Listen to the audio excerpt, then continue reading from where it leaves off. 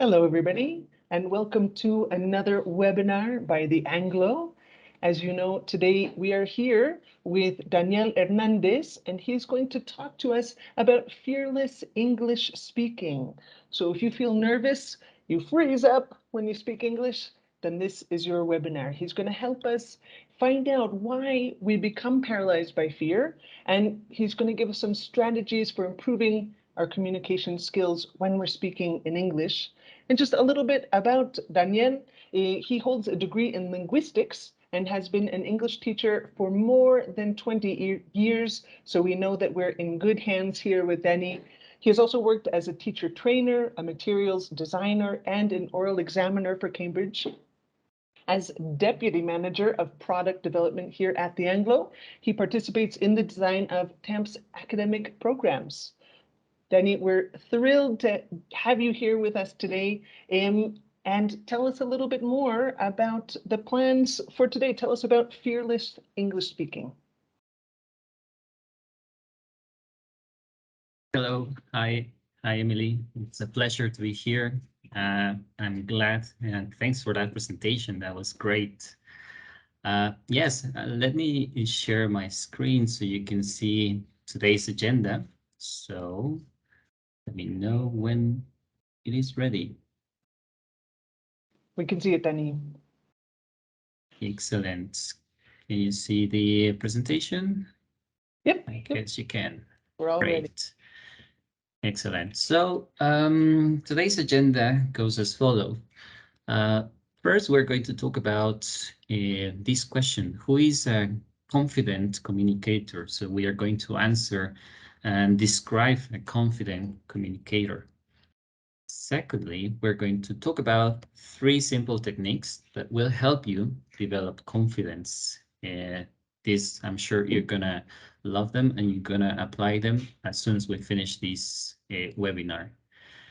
And the final section, I call it Let's Have Better Conversations. And this can be applied for everyday conversations. This can be applied not just for speaking in English, but in your everyday life, speaking any language you want. So let's start, shall we? Okay, so a confident communicator. I'd like to ask you all a simple question. In your opinion and your experience, what are the characteristics of a good communicator? I'd like you to please, if you are if you have your chat box there, write a few answers there in our chat box. So I'm gonna just wait for a few minutes and read your comments.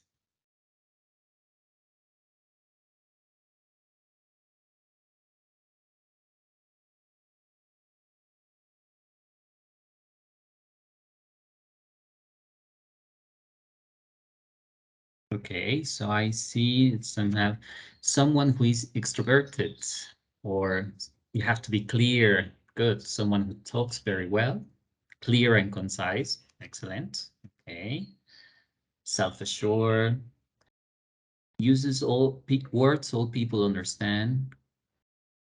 Someone who speaks fluently. Okay. Someone who's got confidence, or self-assured. Excellent. Very good. Very good answers. Clear ideas and opinions. Someone who takes risks. I like that one. Someone who takes risks. It's not always about speaking perfectly, right? Very good. We got a lot of replies there. So I'll show some of the traits or some of these characteristics that I believe and experts believe that a confident communicator has. For example, someone who has good eye contact, maybe someone who's got good body language or a natural posture. It's not very comfortable to talk to someone who is hunching over or someone who's not looking at you, for example, or someone who has good listening skills. Yes, remember that communication is a two-way channel. It's not just everything I have to say, right? It's also listening, understanding the other person and following their ideas. Someone who has clear pronunciation, well prepared, who is fluent. Some of you mentioned that. Or uses language with precision. Yeah, I really love your comments.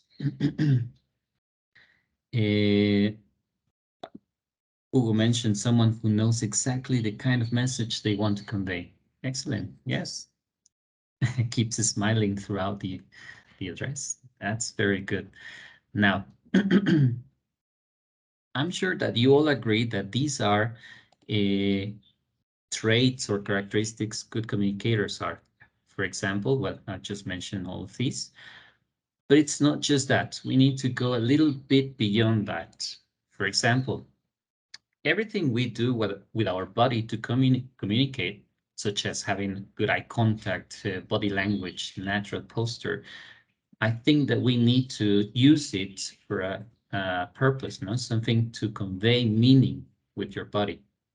If you want to uh, move your hand to clarify the steps, for example, of steps in a process, for example, or if you want to uh, be more emphatic about a point, you can also use your body.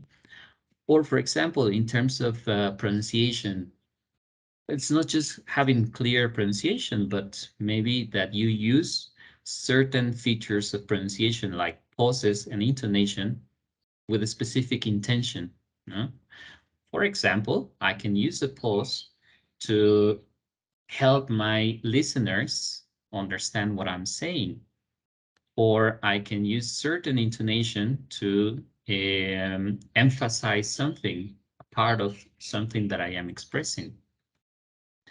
And well, we both agree that fluency and the use of language with precision is something that can help us convey our message across. But I would say that it's sometimes a balance between fluency and accuracy. Some people are afraid that if they say something in an incorrect grammar, then that's wrong. But maybe it's not wrong. In some contexts, we might need to express things in with certain inaccuracies. For example, slang or colloquial language is full of these inaccuracies. Just listen to your favorite artist or songs that break the rules of language, and that's not necessarily accurate, right? Or fluency, some people say it's speaking fast. Not necessary. It's speaking with a certain tempo that allows you to express your ideas correctly. Okay. So that now that we have seen the traits or the characteristics of a confident communicator, we can talk about these techniques. And one of those is precisely reflecting constantly and seeking for feedback. So the idea of this webinar is to help you with these techniques. So let's look at this. But before we go to the techniques, I'd like you to answer this simple question. Who do you normally speak to in English and what for? Yes. So just like Emily pointed out, feel free to write questions, comments, and the answer to this question. So who do you normally speak to in English and what for?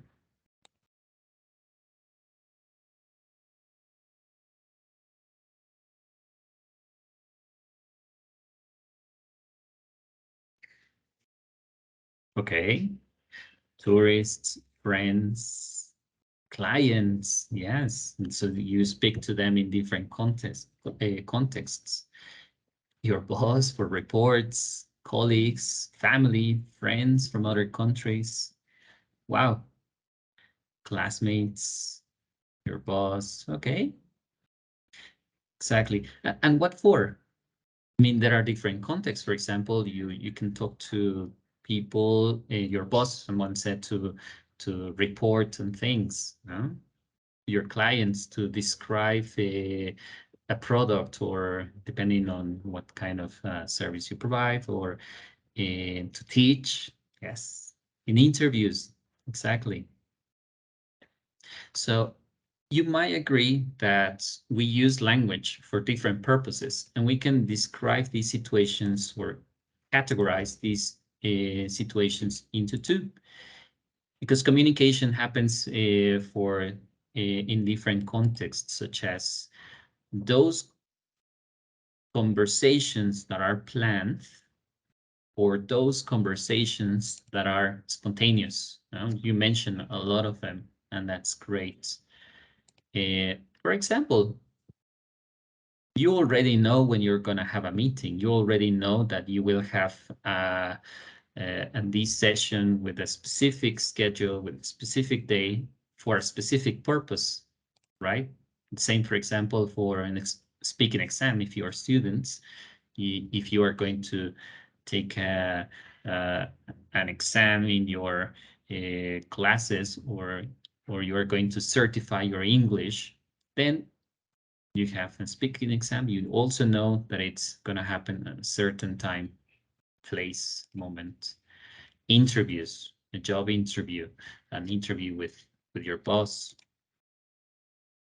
your class, or lecture. Some of you are teachers, so you have these planned conversations. If you are going to give a speech, such as this one, or if you attend a seminar, conference, where you're gonna be the presenter, you're gonna give a speech. Now, for spontaneous, sometimes we have this small talk. You find someone in the street, in the elevator, and you just talk to that person. It's something spontaneous. Or with your friends, you just get together with friends and chat about any range of subjects. Phone conversations, you were not expecting to have a phone conversation. Someone calls you, and then you have to talk, right? So my advice in this, or the important point about differentiating planned and spontaneous, is that you can apply different techniques. We're going to talk about planned conversations first, and then we're going to mention some ideas for spontaneous conversations. Okay, so for example, the first technique, plan. It's very important that if you are already aware that you're going to have a conversation such as the ones that we talked about, then you can plan them. You need to plan a lot. Yes. And what can you do to plan? Well, first, profile your audience. Profiling means understand who you are talking to, who is who are the people that will attend that meeting. If it's your boss, colleagues, what's the purpose? What are their needs? What is the objective of the meeting? So you need to profile your audience in order to make sure that everything you're going to say there is clear and you follow an agenda in a way. Yes. So once you know who you are going to talk to in that conversation, it's a good idea to brainstorm your ideas and organize them and say, okay, if the meeting is going to be to solve a problem you have in your company, well, what solutions can I present in that meeting? So how am I going to present them so that it makes sense and it is useful for the meeting, so we don't waste time, for example. Now you have your ideas, you have organized them. Now, what expressions or what vocabulary can I use during that meeting? It is well known that in a regular day we use around 100 to 150 words. But it is also well known that language has thousands of words. So instead of using the same old words that you use every day, why not coming up with new expressions or vocabulary that will help you be precise about the topic that you're going to cover in that meeting, for example. How about useful expressions? To know, for example, find phrasal verbs that can help you describe something very specific. Connectors. Instead of using the common connectors such as and, but, or, so, why not use higher uh, vocabulary, that shows that you have a better language. Maybe when we're teaching slang, yes, why not? Okay. So the second technique, can you guess what the second technique is? It starts with R. Come on. I dare you write your guesses. What do you think the second technique is? Come on, write it in the chat box, please. Repeat, okay. Very close, Julio.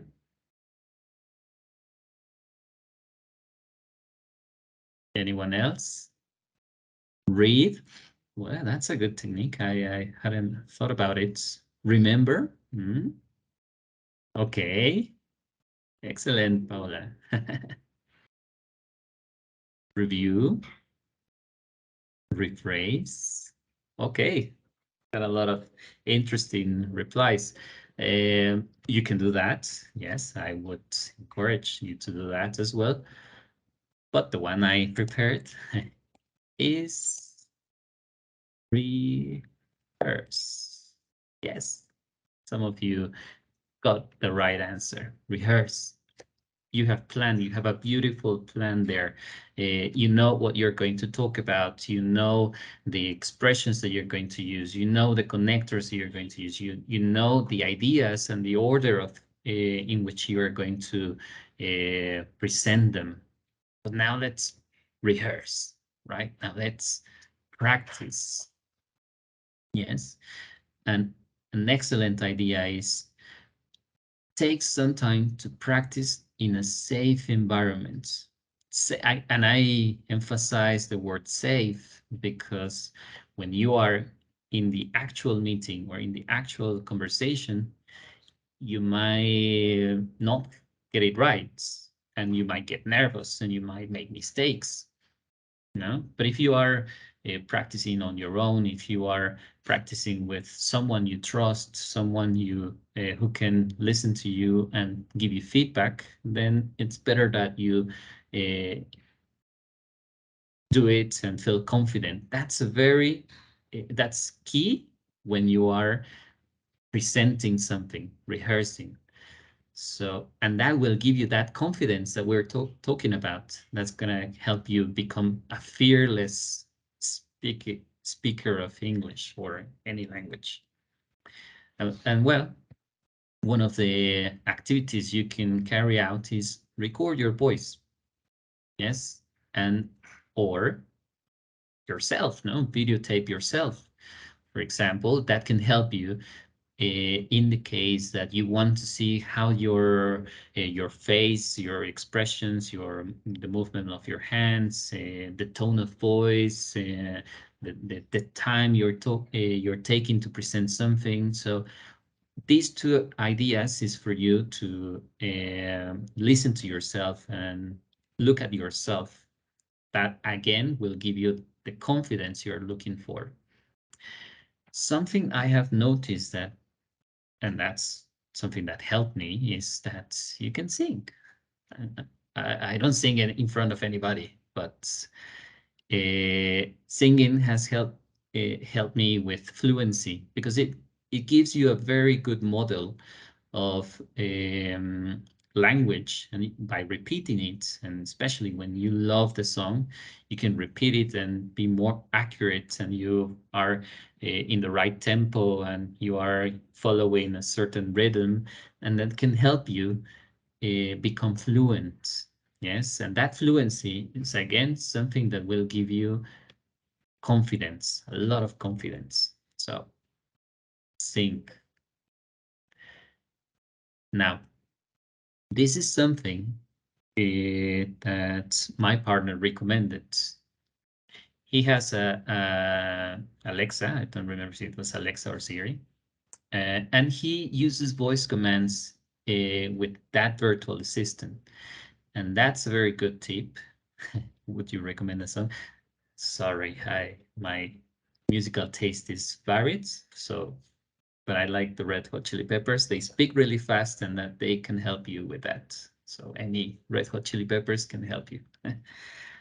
So I was telling you about voice commands in virtual assistants. Uh, and that can help you because if you say something that is incorrectly pronounced, then Alexa or Siri won't understand, and that will give you immediate feedback because that will show that maybe you need to adjust your pronunciation in a word, or you don't have to make a pause, because if you make a pause, then the Siri or Alexa don't understand, or understand something different. So try to use this technology to improve your pronunciation, for example. Okay, so let's move on to technique 3, reflect. Yes, I think I mentioned it at the beginning. Reflecting is something that will help you improve, because it's not just doing it, but then go back and think about what you did right, what you did wrong. Listen to yourselves. Yes. And try to put yourself on your audience shoes. That will help you understand and see, okay, well, I need to ask myself, did I achieve my goal? Was their reaction positive, negative? When I said this, how did they act? How did they react? Did they like it? Were they smiling? Were they dubious? Were they still asking more questions? So once you have these questions answered by yourself, yes, and you have a list of things that you can do better next time, because you need to make a list of things such as maybe the expressions I use were not clear enough. I need to improve my pronunciation, or maybe I need to organize my ideas in a better way, or maybe I don't need to make faces because people think I'm angry. So you have your list of things to do. You can improve. Then, well, just maybe you will have a list of 10, 15 things to improve. I'm sure that you won't do them, or you won't improve overnight all of them. So why not take 3 of them, the most important ones, the ones that you think that will have a bigger impact in your communication. Prioritize them and work towards them. Yes, so following the previous activities. So reflection will help you a lot. Okay, and well, the last part, or the second part, remember I told you about spontaneous conversations. Spontaneous conversations, well, you cannot plan for those.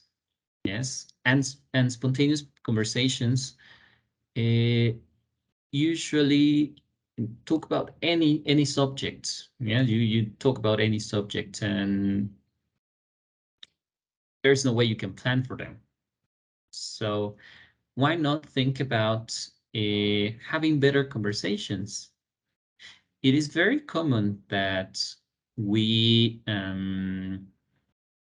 find someone, or that it is you try to avoid that person because you don't want to talk to them because maybe it's boring or whatever they say it's boring and it's superficial, and you all know someone with that. But on the other hand, you also have or know someone who whose conversation is really enriching, whose conversation is really uh, attractive, appealing. The topics you discuss are really interesting, and you want to talk to that person more. You have both sides, yes. You cannot always have the best conversations, and probably there are fewer people with whom you have boring and unattractive conversations than people who have interesting and compelling conversations. So why not make an effort to balance the skills? And to do that, I would suggest this. Try not to multitask.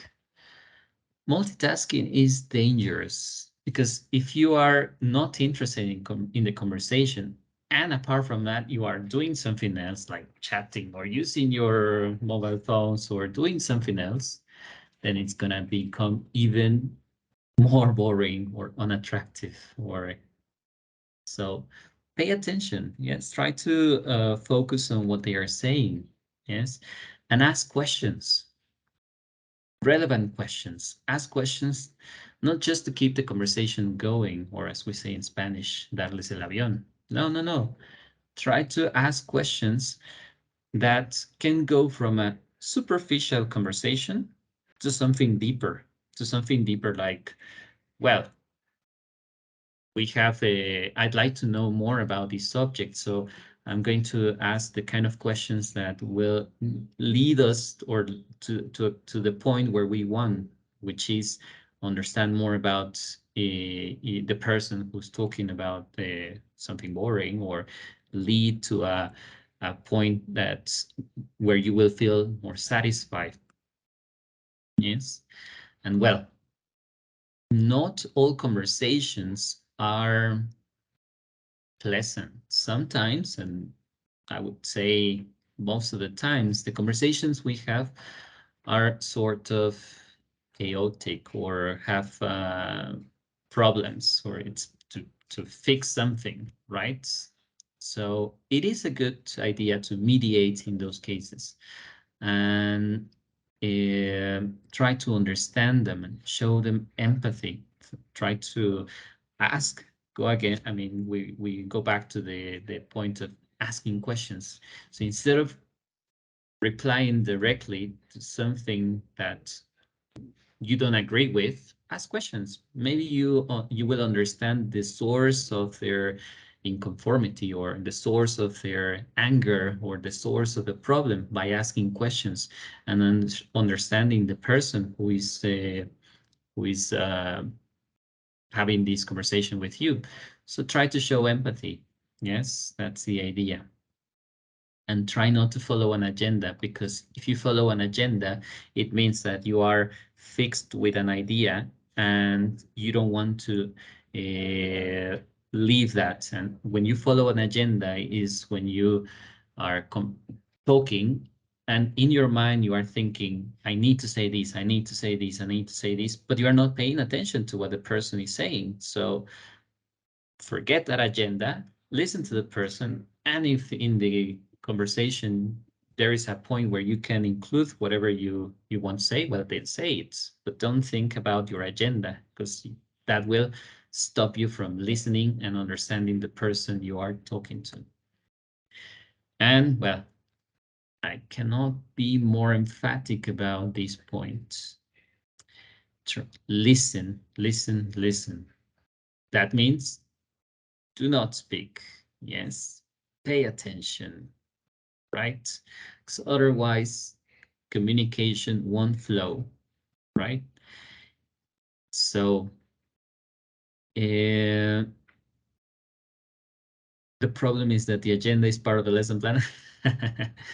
Well, In a lesson plan, yes, your agenda is important, but that's when I'm talking about planned conversations. But in spontaneous conversations, you don't usually have a lesson plan.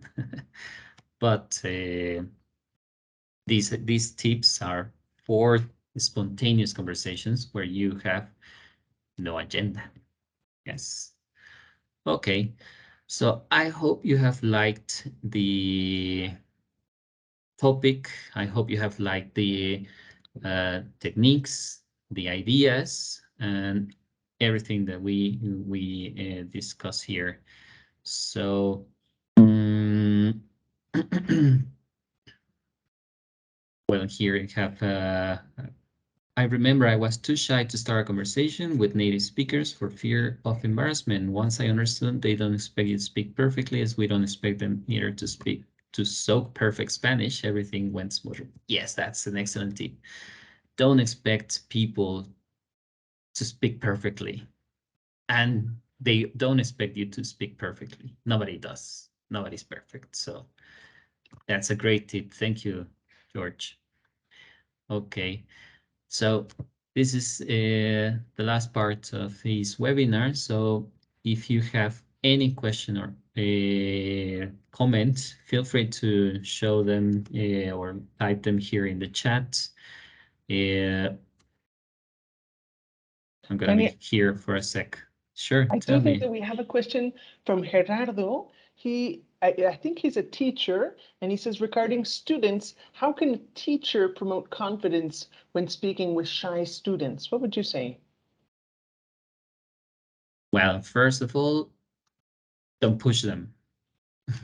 We all have different personalities, and we need to understand that some students can be shy, some students are more extroverted, some students can be a balance. But we understand that we need to understand that there are all sorts of people, and we shouldn't try to push them to speak, speak, speak, because I'm sure that they are the same way when they are uh, speaking in Spanish. So if they are like that when they are speaking Spanish, how can we expect them to be more extrovert and talkative when they are speaking in English? So just let them grow, develop their skills with time. You can encourage them and motivate them. Say, okay, you just say something, whatever you want. Or you can even type it first and then say it. So you have some time for this preparation. No? As I said, plan, rehearse, do it, and then reflect. Just give them that time. No? Maybe they need more time, no, to do these things. But something that I have seen that helps a lot is find something that motivates them, something that connects with them, with their needs, with their interests. So don't talk about the topics you like. Try to encourage them to talk about the topics they like. Exactly. We don't have a topic to talk about, and that might be difficult. So profiling is very important. So understanding who your students are, what they need, and what they like will help you have better conversations. Shadowing films or recording also help me. Yes, thanks, George. Thanks for that tip. That's really good one. I hope I have answered your question. I Is think there any? for me, you gave answers and more. I'm really impressed. I mean, there's a reason we brought Daniel Hernandez in today to give you this webinar. He is truly a master and is so experienced. He knows so much. Right? And Gerardo says, um, that's a good point. The problem might be the institution's expected outcomes. That's a great point, Gerardo. You're also clearly a seasoned teacher as well. It's a good point. That's a good point. Yes, and I think that the problem is deeper. There are some things that we need to change in education. Talking about policies and uh, things, the way we see how people progress. So we need to break the traditional Mhm. way we evaluate people, for Mm, example. You mhm. know, so maybe Yeah, not everybody should take certificates to sure. show that they speak English. Mhm. I've met a lot of people who speak English, really fluent English, just by playing video games. So, That's true, actually. I know a lot as well. And I think that that could be a great tip who was it? Uh, we can't see her name, but somebody wrote about taking courses and uh, you may or may not see that improvement there. And I agree. What you have to do, and I think that Danny would agree, is find something that you love that and do that in English. So it can be video games, it could be listening to music, and can be chatting with friends. Find something that you love, and from there you will really, really take off, I think, especially when you're speaking. But at the same time, I I think that the benefit of a class, and this is again my opinion, Denny, is that it gives you a certain structure so that once you have the basics, you have that structure, you understand how the new language is formed, then you're able to take that structure and use it more freely and more confidently when you're chatting with people playing video games or when you're listening to music, when you're talking with friends. So they complement each other very, very well.